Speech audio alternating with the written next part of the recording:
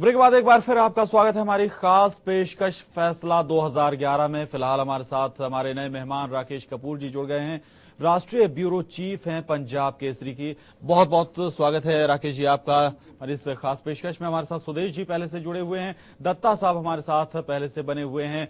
हम 5 राज्यों की बात करें, उन 5 राज्यों की जहां पर आज मतों की गिनती चल रही है। पश्चिम बंगाल, केरल, तमिलनाडु, पुडुचेरी और असम। सबसे पहले एक बार फिर हम बात कर लेते हैं पश्चिम बंगाल की, सबसे अहम राज्य जहां पर लगातार तमाम राजनीतिक विश्लेषज्ञ बात करते रहे, चर्चा करते रहे। राकेश कपूर जी हमारे साथ जुड़े हैं। राकेश जी, पश्चिम बंगाल बहुत ही हॉट स्टेट अभी भी माना जा रहा था जब से ममता बनर्जी लगातार लंबी कैंपिंग वहां पर करती रही। गढ़, लेफ्ट का गढ़ इस बार टूटता नजर आ रहा है। निश्चित रूप से देखिए, पश्चिम बंगाल का मैंने चुनावी दौरा भी किया और 15 दिन में पश्चिम बंगाल के लगभग सारे अंचलों में घूमा।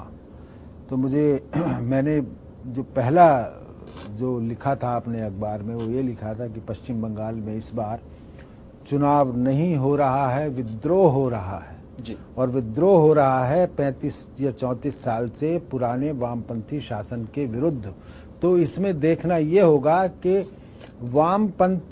वामपंथ जो दल हैं वहाँ पर सीपीएम है, सीपीआई है, आरएसपी है और जितने भी फॉरवर्ड ब्लॉक है, जितने भी दल हैं, इनके कितने पेड़ साबुत बचे रहते हैं। एक ऐसा तूफान, एक ऐसी आंधी पश्चिम बंगाल में चल रही थी शुरू से ही और ममता बनर्जी उसकी ध्वजवाहक बनी हुई थी और प्रणब मुखर्जी जो कांग्रेस के वरिष्ठतम नेता हैं उनका वरदहस्त था। दोनों ने मिलकर के, प्रणब मुखर्जी और ममता बनर्जी दोनों ने मिलकर के जिस प्रकार से पश्चिम बंगाल में परिवर्तन की हवा बहाई है और लहर बहाई है, वो आंधी बनी और आंधी से तूफान बना और उसका परिणाम आप देख रहे हैं। कितने पेड़ बचेंगे। बुद्धदेव भट्टाचार्य की कॉन्स्टिट्यूंसी में भी मैं गया था, जादवपुर में, बिल्कुल, और वहां पर मेरा जो अपना आकलन था वो ये था कि वो बहुत मुश्किल में है, वो हार सकते हैं चुनाव। मुझे नहीं मालूम कि अभी क्या स्थिति है उनकी, लेकिन जो परिणाम आ रहे हैं, जब मैं आपके स्टूडियो में आने से पहले जब मैंने देखा, ट्रेन से आया, उसमें मामला वन साइडेड है। अगर 50 से ऊपर पहुंच जाते हैं वामपंथी दल तो उनकी ये उपलब्धि होगी। ऐसा चुनाव हो रहा है। ये चुनाव हो ही नहीं रहा, वास्तव में विद्रोह हो रहा है। It is a revolt against the regime of CPM for the last 34-35 years. जी बिल्कुल, तो विद्रोह हो रहा है। सुदेश जी, यहाँ पर बात पश्चिम बंगाल की, खासकर राकेश जी का कहना है कि विद्रोह हो रहा है। क्या लगता है, क्या वामपंथ अपने वामपंथ रवैये से हट गया था? क्या कुछ आपको नजर आ रहा है इसकी जड़ों में? ये 34 साल का जी लेफ्ट का जो एक शासन रहा है वहाँ पर, और जो हम लोग चर्चा कर रहे थे, लेफ्ट बहुत पॉजिटिव एजेंडे से आई थी और जनता से काफी जुड़ी हुई थी। लेकिन जब आप बहुत दिन तक शासन में रह जाते हैं तो आपको लगने लगता है कि आपके खिलाफ कोई अल्टरनेटिव है ही नहीं, और 34 साल में यही इमर्ज किया। हालांकि वोट परसेंटेज बहुत डिफरेंस नहीं था, रूलिंग पार्टी अलायंस थी और जो अपोजिशन थी, लेकिन फिर भी लगता था कि जो जिसको साइंटिफिक रैंकिंग अपोजिशन बोलती रही और जिस तरह से कैडर लेफ्ट फ्रंट का पूरे वेस्ट बंगाल में छाया रहा, इनको डिसलॉज करना बहुत ही मुश्किल है। लेकिन उसके बाद ममता बनर्जी जिस तरह से काम करती रही, हमेशा जुझारू रही, और इस बार जो अलायंस बना कांग्रेस के साथ, वो एक ऐसा अलायंस बना जो लेफ्ट फ्रंट को उखाड़ने का मन बना चुका था।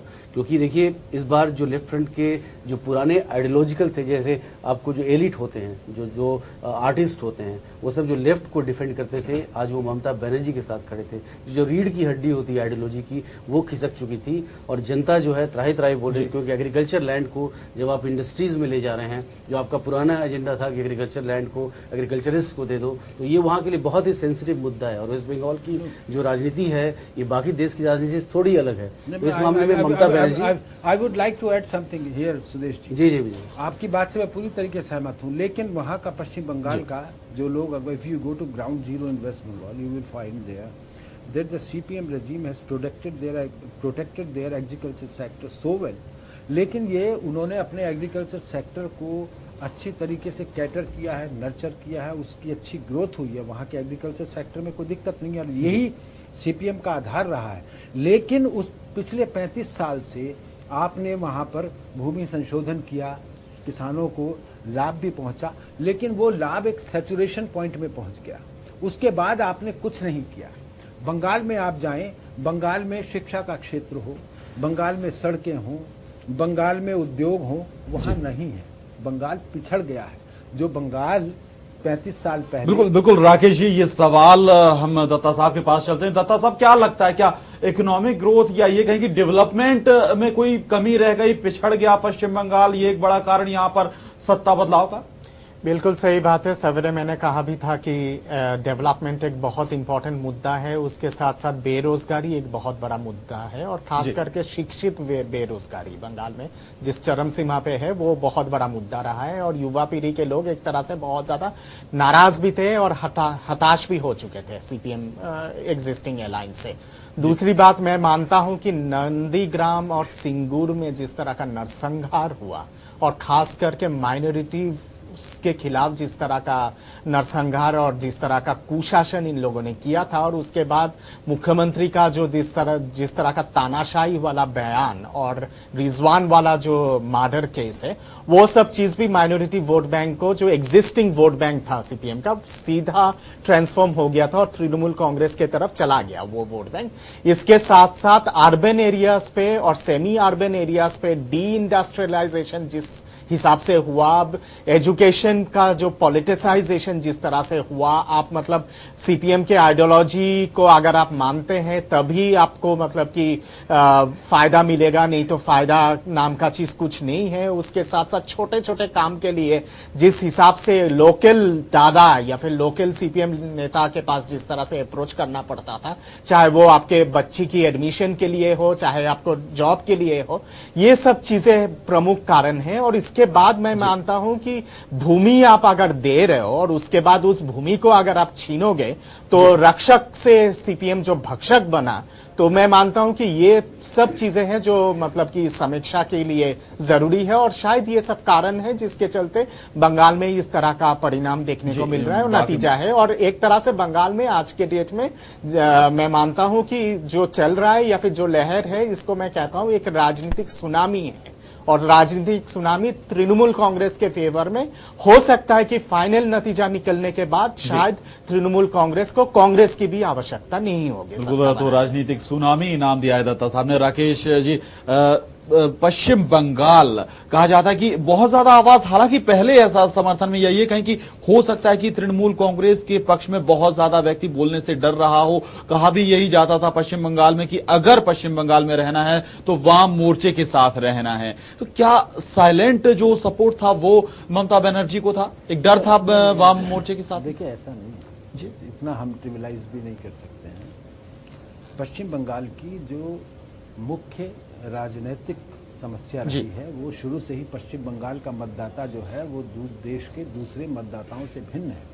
आप वहाँ जाएं, हिंदुस्तान के वित्त मंत्री की जनसभा किसी गांव में और आसपास के सारे गांव उमड़ आए। मैंने देखा वहाँ नल्हाटी के पास एक गांव में प्रणब मुखर्जी अपनी पब्लिक मीटिंग एड्रेस कर रहे थे, एक छोटा सा माइक जी।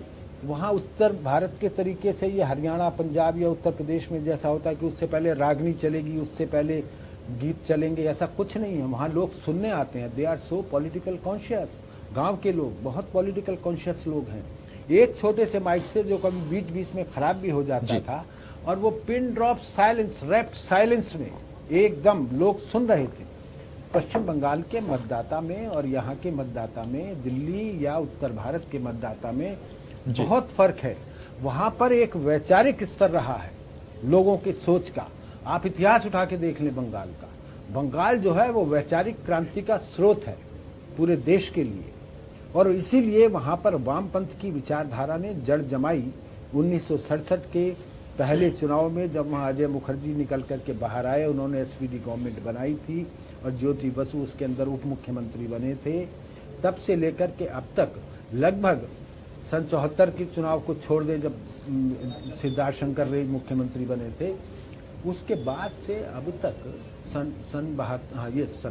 तो अब तक जो है वो कम्युनिस्टों की सरकार रही है और कोई वैचारिक आधार रहा है उसका जी। लेकिन उस हर वैचारिक आधार में क्या होता है, आप जो राजनीति वैचारिक आधार देती है उसके पीछे कोई ना कोई लोगों का विकास, आम जनता की अपेक्षाओं के अनुरूप सरकार द्वारा काम करना होता है। निश्चित रूप से वामपंथियों ने काम किया।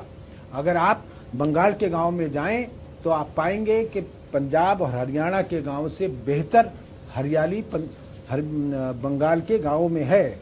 गालिब ने सिर्फ 2 ही शहरों के बारे में, 2 ही इलाकों के बारे में शायरी की है, एक लखनऊ और दूसरा कलकत्ता।